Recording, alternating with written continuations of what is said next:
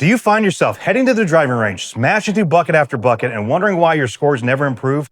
The truth is, it's not your fault. You just don't know how to practice, and your time is precious to maximize. In this video, I'm going to finally show you how to practice efficiently and lower those scores once and for all. And by the end, you won't even have to remember what we went over because I provided a free downloadable practice guide right in my description. Hi everyone, Kevin Stoll here, the Director of Instruction at Old Hawthorne and Callaway Master Club Fitter, and let's get started. So you're going to start your practice routine with your low, mid, and long iron, okay? We're going to do this for 20 minutes total, and for the first 10 minutes, you're going to do what's called block practicing. So block practicing means you're going to go to the same target using the same club. Now this is very important because it allows you to work on big body movements like your hips, your shoulders, or anything you want to work on, but it's guaranteeing that you at least have a target while you're working on them. Too many people head to the driving range and just kind of see where the ball is going to go. They actually don't have a specific target they're going to. Always have a target. Now, a second part of this is what's called random practicing. Now, random practicing can be even more important sometimes than block. Most people will come up to me and say, Kevin, I hit it great on the driving range, but I'm inconsistent on the golf course. That's because those people are doing only block practicing. Okay, so random practicing means that after every 5 shots, it could be even less than that, you're changing one thing, whether that's your target or the club that you're using. So I want you to work on those big movements and I want you to those block practices. But it's been proven that if you incorporate random practicing, you will cut your learning time in half. So make sure you put that as part of your routine. We're gonna do 10 minutes of block, we're gonna do 10 minutes of random, and we are off and running for our practice day. So let's move on to drivers. You have to be very efficient when you're practicing your driver. It's our highest energy producing club, right? You can get exhausted and it can be pretty confusing and frustrating.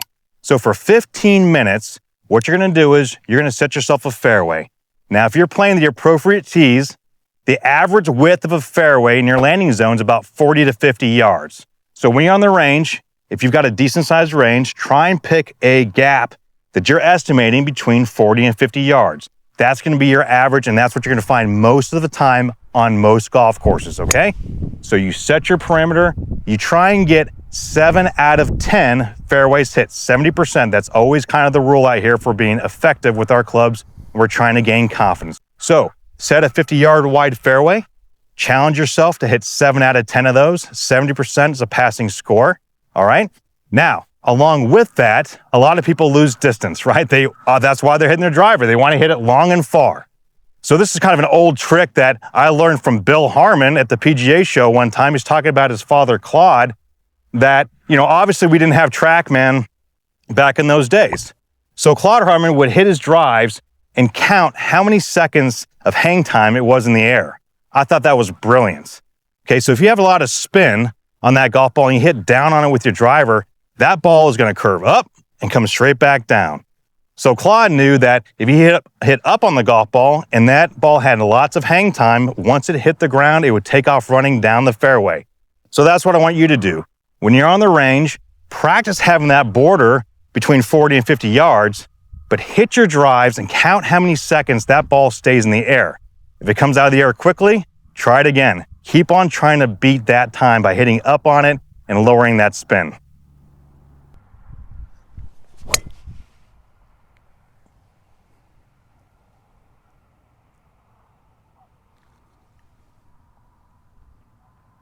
All right, so you hit your fairways, you got good hang time. Now let's put that driver away and head over to the chipping and putting green.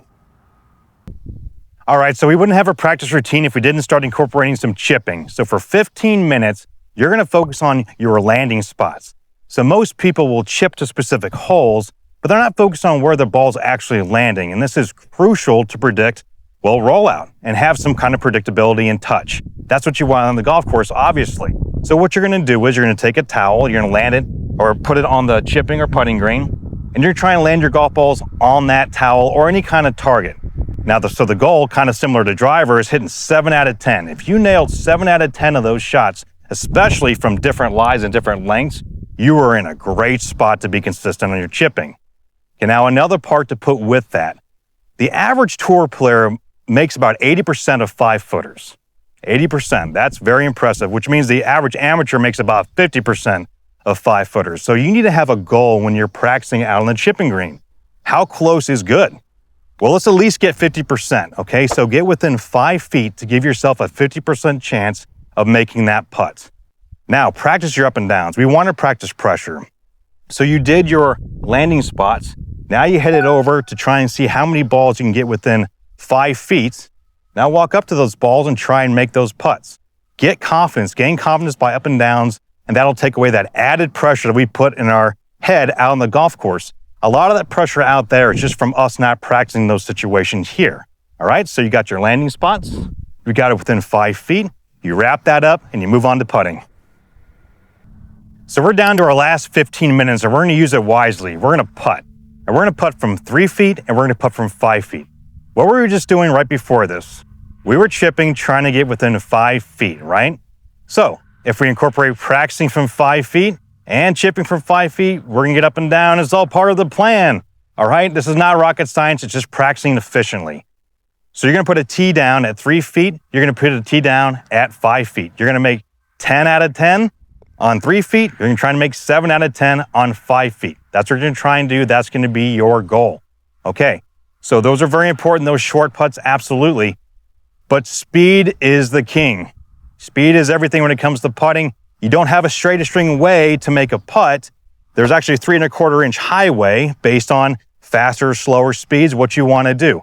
So how are you gonna do that? Well, you're gonna do what's called the Annika drill. Basically, Annika Sorenstam used to, on her play days actually, not even putt to holes. She would just try and putt to where the fringe met the green and have the ball land on top of that because she didn't really care about seeing how that ball lip out or make whatsoever. She knew that speed was everything.